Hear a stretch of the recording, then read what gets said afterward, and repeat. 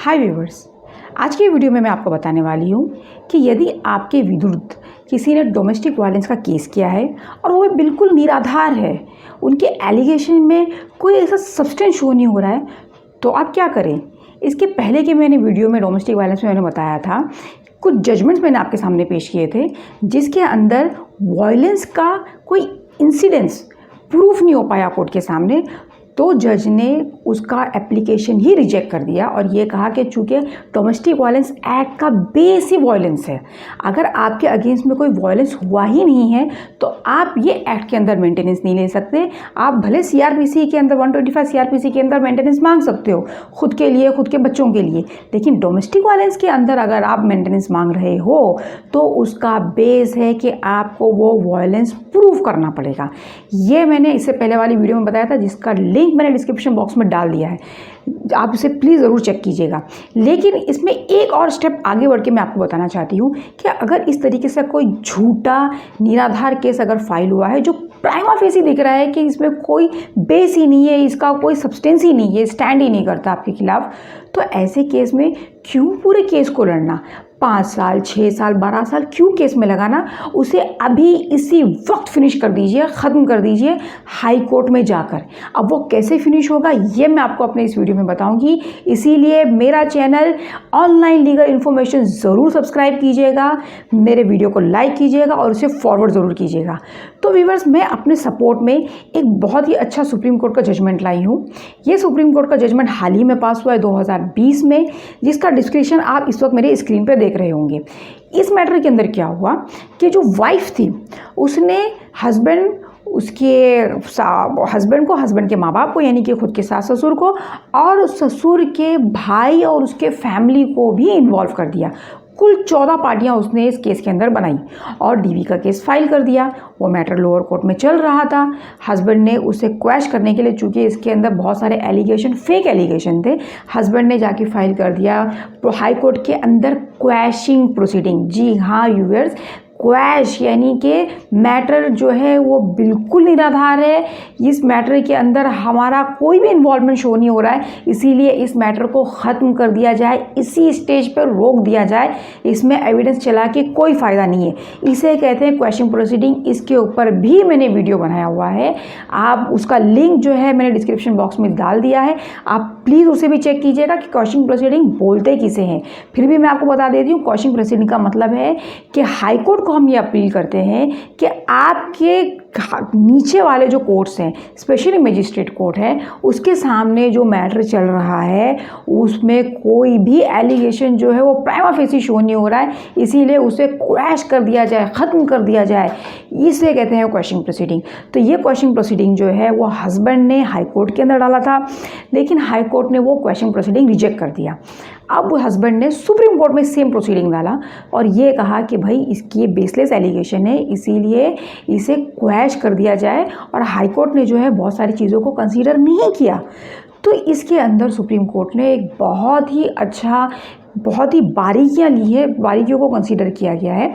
उसमें क्या कहा सुप्रीम कोर्ट ने कि देखिए, आपने अपने हस्बैंड के अगेंस्ट में, अपने मदर इन लॉ और अपने फादर इन लॉ के अगेंस्ट में जो एलिगेशंस बताए हैं कि इन्होंने मुझ पे जो है अत्याचार किया, मेरे जो जेवरात हैं ये इन्होंने रख लिए, लेकिन जो बाकी के रिश्तेदार हैं यानी कि जो आपके ससुर के भाई हैं और उनकी फैमिली है, जो लिस्ट हुए थे रिस्पोंडेंट नंबर 3 से लेकर रिस्पोंडेंट नंबर 13 तक, उनके खिलाफ तो आपने इसमें कोई एलिगेशन बताया ही नहीं है कि उन्होंने आपको किस तरीके से तकलीफ दी, क्या उन्होंने आपको किसी किस्म का नुकसान पहुंचाया है, या उन्होंने आपके किसी कोई जेवरात वगैरह रख लिए हैं।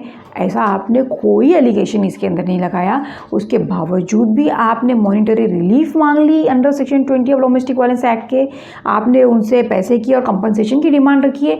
कौन से बेसिस पे, कौन से आधार पर?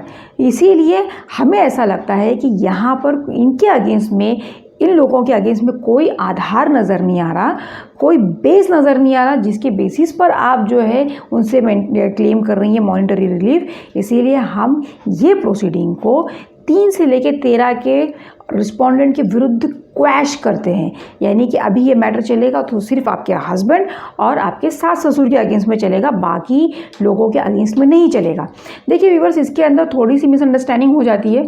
लोगों को ये लगता है कि जो दूर के रिश्तेदार हैं, चूँकि ये रिश्तेदार जो थे ये दूर के रिश्तेदार थे, क्योंकि ये सास जो के ससुर थे उनके ब्रदर्स की फैमिली थी, यानी कि हस्बैंड के कजिन्स थे ये लोग, तो हस्बैंड के कजिन्स के ऊपर जो है अभी केस नहीं किया जा सकता। ये एक मिसकॉन्सेप्शन है। दूसरा मिसकॉन्सेप्शन ये है कि लोगों को लगता है चूँकि ये जो कजिन्स ब्रदर थे हस्बैंड्स के, ये दूसरे स्टेट में रहते थे। ये केस जो है वो दूसरे स्टेट में फाइल किया गया था। ये फाइल किया गया था बेंगलुरु में। और जो हस्बैंड्स की और शादी करने के बाद ये फीमेल जो रह रही थी चेन्नई में रह रही थी अपने हस्बैंड के साथ, और जो दूसरे रिश्तेदार जो रह रहे थे वो एक रहते थे राजस्थान में और कुछ रहते थे गुजरात में। तो लोगों को ऐसा लगता है, इसके अंदर कुछ इंटरप्रिटेशन मैंने खुद सुना है, एक मिसकॉन्सेप्शन हो गया है कि यानी कि जो लोग दूसरे स्टेट में रहते हैं उनको इन्वॉल्व नहीं किया जा सकता। ऐसा सुप्रीम कोर्ट ने बिल्कुल नहीं कहा। सुप्रीम कोर्ट ने सिर्फ ये कहा है कि भाई आप जो पिटीशन आपने जो एप्लीकेशन फाइल किया है, इसके अंदर जिन जिन लोगों के विरुद्ध आपने एप्लीकेशन फाइल किया, जिनके नाम आपने लिए, उनके खिलाफ कोई एक आप आरोप तो लगाइए, आप कुछ एक रीज़न तो बताइए कि वो आरोप के पीछे वो रीज़न क्या था, कि उन्होंने आपको किस तरीके से तकलीफ़ दी, किस तरीके से उन्होंने आपको नुकसान पहुंचाया। जब तक ये एक्सप्लेनेशन नहीं है पूरे पूरे एप्लीकेशन के अंदर, तब तक आप उनके विरुद्ध कोई एक रिलीफ नहीं ले सकते, आप उनके विरुद्ध कोई ऑर्डर नहीं ले सकते, भले वो पैसे से रिलेटेड हो या कोई और रिलेटेड हो, कोई और रिलीफ हो। ये इसका मेन क्रक्स था ऑर्डर का। तो भले वो हस्बैंड एंड वाइफ के अगेंस्ट में ही क्यों ना हो, वो हस्बैंड के अगेंस्ट में ही क्यों ना हो, या हस्बैंड के पेरेंट्स के अगेंस्ट में क्यों ना हो, अगर आपने कोई एक बेस नहीं बताया, कोई रीज़न नहीं बताया कि आप क्यों उनके अगेंस्ट में ये रिलीफ मांग रहे हो, आपको किस तरीके से जो है सताया गया है, किस तरीके से आपके अगेंस्ट में वायलेंस हुआ है, तब तक आपको इसमें कोई रिलीफ नहीं मिलेगा और ये मैटर को ख़त्म हो जाना चाहिए, क्वैश हो जाना चाहिए। ये बहुत ही अच्छी बात सुप्रीम कोर्ट ने कही है। इसके साथ साथ अगर इसके अंदर एक है पैराग्राफ नंबर 8, ये पैराग्राफ नंबर 8 बहुत इंपॉर्टेंट है। इसके अंदर सुप्रीम कोर्ट ने एक तरीके का डायरेक्शन दिया हुआ है लोअर कोर्ट को। ये एक तरीके की गाइडलाइन है। इसके अंदर सुप्रीम कोर्ट ने कहा है कि कोर्ट्स को कहा है, खास करके वो कोर्ट को कहा है जो नोटिस इशू करती है, यानी कि मजिस्ट्रेट कोर्ट। ये कहा है कि जब भी आप डोमेस्टिक वायलेंस एक्ट के अंदर नोटिस इशू करते हो रिस्पोंडेंट्स को, यानी कि हस्बैंड को और हस्बैंड की फैमिली को, तो सबसे पहले खुद सेटिस्फाइड हो जाओ कि इनके अगेंस्ट में कोई इल्ज़ाम बैठता भी है, इनके अगेंस्ट में कोई एलिगेशन एग्जिस्ट भी करता है। आप प्राइमा फेसी पहले देख लो कि उसके अंदर क्या लिखा हुआ है, उसके सपोर्ट में क्या चीज़ें उसमें लगाई गई हैं। अगर प्राइमा फेसी अगर आपको लगता है कि इनके अगेंस्ट में एलिगेशन है, इनके विरुद्ध चीज़ें जो है वो बैठती हैं और आप प्राइमा फेसी सेटिस्फाइड हो, तभी आप जाकर नोटिस इशू करो। लेकिन बहुत अफसोस के साथ कहना पड़ता है व्यूअर्स, नोटिस तो कोर्ट ऐसे ही इशू कर देती है, उसके साथ साथ जो ऑर्डर, जो इंटरिम ऑर्डर जो इशू होता है, पास होता है, वो भी कई बार रिस्पोंडेंट के यानी कि हस्बैंड के साइड के जो ये होते हैं, उनके अपने जो व्यू होते हैं, उनको मद्देनज़र नहीं रखते हुए पास हो जाता है। एक तरीके से वन साइडेड ऑर्डर पास हो जाता है। तो ये एक बहुत ही अच्छा जजमेंट पास हुआ है सुप्रीम कोर्ट का 2020 में। अभी आप कहेंगे कि चलिए ठीक है भाई, इसमें तो 3 से लेकर 13 के बीच में रिस्पोंडेंट के अगेंस्ट में जो क्वैश किया गया है प्रोसीडिंग को, इसलिए क्वैश किया गया है क्योंकि उनके अगेंस्ट में कोई, उनके विरुद्ध कोई एलिगेशन शो नहीं हो रहा। लेकिन उस केस में क्या, जिसके अंदर एलिगेशन शो हो रहा हो और वो झूठा एलिगेशन हो, लेकिन चूँकि केस जो है बड़ा चढ़ा के बताया जाता है, तो उस केस में क्या क्वैश हो सकता है? जी बिल्कुल।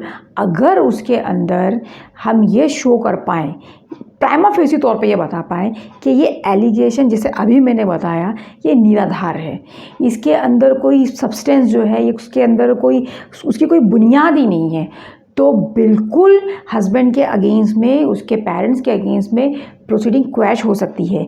ये और एक जजमेंट मैं लेकर आई हूँ सुप्रीम कोर्ट का, वो भी हाल ही में पास किया गया सुप्रीम कोर्ट का जजमेंट है। उसके अंदर तो हस्बैंड के अगेंस्ट में बड़े बड़े एलिगेशंस लगे थे। उसके अंदर हस्बैंड के अगेंस्ट के रेप के चार्जेस लगाया गया था, 498A के चार्जेस लगाए गए थे, कॉन्स्पिरेसी के चार्जेस लगाए गए थे, क्रिमिनल ब्रीच ऑफ ट्रस्ट का चार्जेस लगाया गया था। ये क्रिमिनल प्रोसीडिंग तो फाइल थी हस्बैंड और उसके फैमिली के अगेंस्ट में, और उल्टा डोमेस्टिक वायलेंस भी फाइल किया गया। उसके बावजूद भी हस्बैंड के अगेंस्ट में डोमेस्टिक वायलेंस जो चल रहा था मैटर, उसे क्वैश कर दिया गया। व्यूअर्स, मैं फिर कह रही हूँ, मैटर अगर झूठा है, प्राइमा फेसी दिख रहा है कि ये मैटर झूठा है, आपके अगेंस्ट में और आपके फैमिली मेम्बर्स के अगेंस्ट में लगाए गए सारे एलिगेशंस फॉल्स है, फैब्रिकेटेड है, डॉक्यूमेंट्स जो अटैच किए गए हैं वो भी एकदम फैब्रिकेटेड और बनावटी डॉक्यूमेंट्स लग रहे हैं, तो मैटर्स को पूरा चलाने की कोई ज़रूरत नहीं है। चाहिए सुप्रीम कोर्ट में क्वैशिंग प्रोसीडिंग के अंदर और पूरे मैटर को उसी वक्त क्वैश कर दीजिए, क्योंकि जितना आप मैटर अटेंड करेंगे ये एक तरीके का आपको भी हरेसमेंट है। देखिए, इसके दो फायदे होंगे। एक, अगर आप क्वैशिंग प्रोसीडिंग में जाते हैं तो हो सकता है जज क्वैश कर दे, अगर आपका सब्सटेंस जो है, आप जो इस तरीके से प्रेजेंटेशन कर रहे हैं, अगर वो जज को ठीक लगा और ये लगा कि हाँ ये बिल्कुल क्वैश करने वाली मैटर्स हैं, तो एक फ़ायदा तो ये होगा कि जज जो है उसको क्वैश कर देगा। अगर क्वैश नहीं भी करता है, शुरू में सबसे बड़ा फ़ायदा क्या होगा कि जब ये मैटर एडमिट होती है, यानी कि आपका पिटीशन एडमिट होता है, तो तुरंत लोअर कोर्ट के प्रोसीडिंग को स्टे कर दिया जाता है, रोक दिया जाता है। तो यहाँ इसके लोअर कोर्ट के प्रोसीडिंग स्टे हो जाएगी। और दूसरा इसका ये फ़ायदा होगा कि जो बंदे ने, जिस औरत ने झूठे एलिगेशन लगा के आपको और आपके पूरे फैमिली मेम्बर को कोर्ट की चक्कर कटवा दिए, उसे आप कम से कम हाई कोर्ट की एक सैर तो करवा दो, उसे भी तो पता चले कि अगर कोई मैटर किसी के अगेंस्ट में करता है और आपको जब कोर्ट में जाना पड़ता है, वकील हायर करना पड़ता है, तो आपको कैसे लगता है। तो भले मैटर आपके फेवर में आए या नहीं आए, एक चांस लेके देखिए, उससे क्वैश करके देखिए, क्वेश्चन प्रोसीडिंग इनिशिएट करके। व्यूअर्स, इसके बाद का मेरा जजमेंट बहुत इंपॉर्टेंट है और बहुत ही इंटरेस्टिंग है।